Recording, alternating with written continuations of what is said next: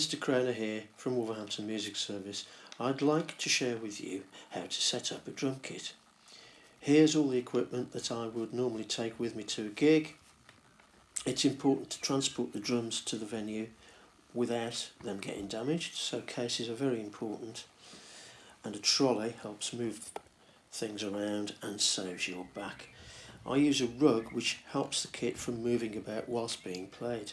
Once the rug is in position, I place the kick drum or the bass drum into place, and I sometimes use a pillow inside to damp down the resonance of the kick drum.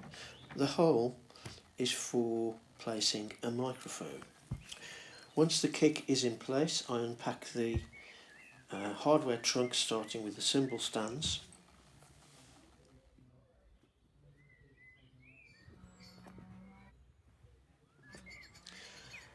Next, I'll attach the bass pedal. It's really important to use the thumb screw to tighten the clamp onto the bass drum hoop. If you don't do this, it will flop about and result in a sloppy performance.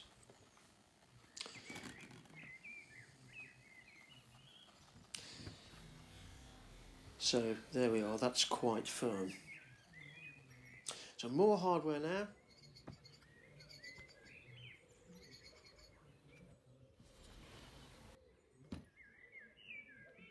Here's the snare stand. All of this hardware that I'm setting up tonight is about 25 years old, but it's all in really good condition and it still functions absolutely perfectly. I'm going to position all the hardware into place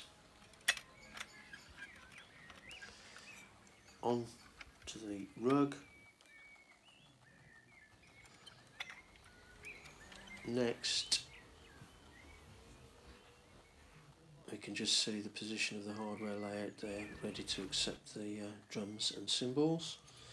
Next, I'm going to attach the tom mounts,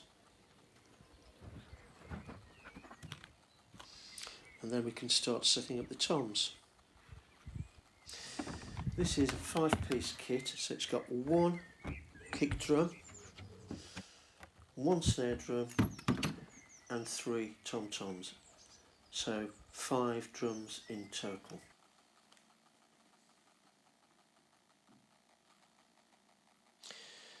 Now, I always carry a spare snare drum because you never know when a head will break or the snare string will snap.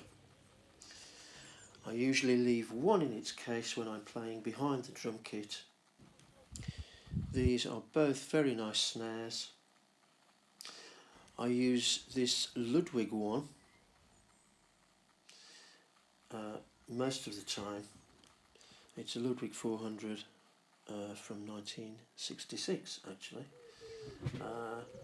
but I think for tonight's performance we'll use the matching Premier snare drum.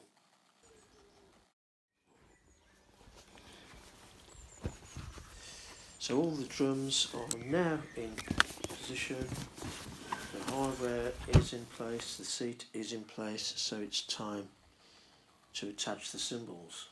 And I usually put the hi-hats onto the hi-hat stand first.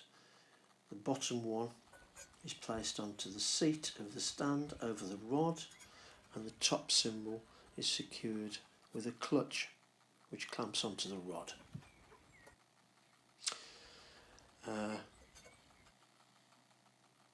99% of the time I'll use a couple of crashes if not more.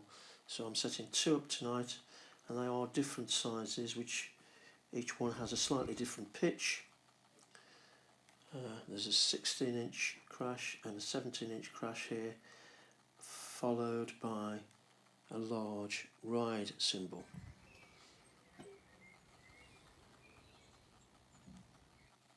Oh, there we are, that's good. I've remembered to bring my sticks. So we've got a nice assortment here, hot rods, brushes, felt beaters, etc. And I think that's us all set. We're just about ready to go.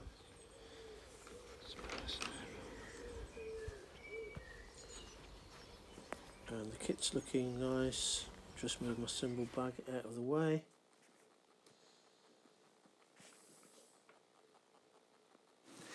Of course, as well as looking good, a drum kit needs to sound good. So we need to be able to tune each individual component of the kit.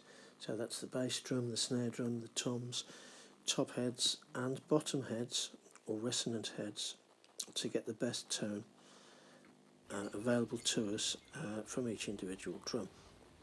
However, that's a subject for a whole different lesson.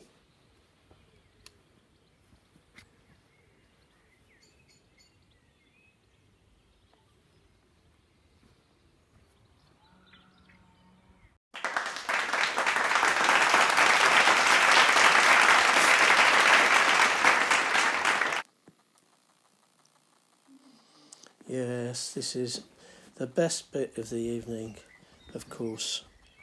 Not really.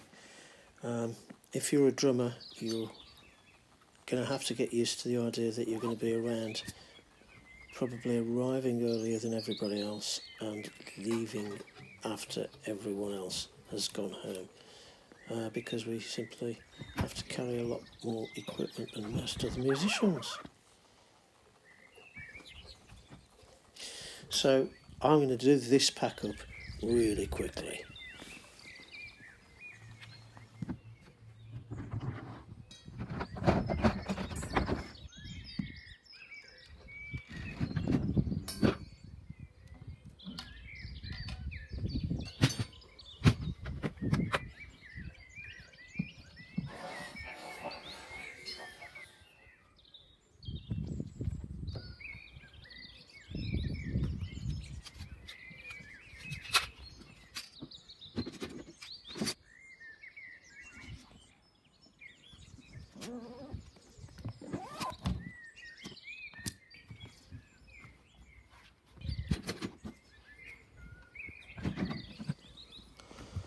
So, there we are, almost done.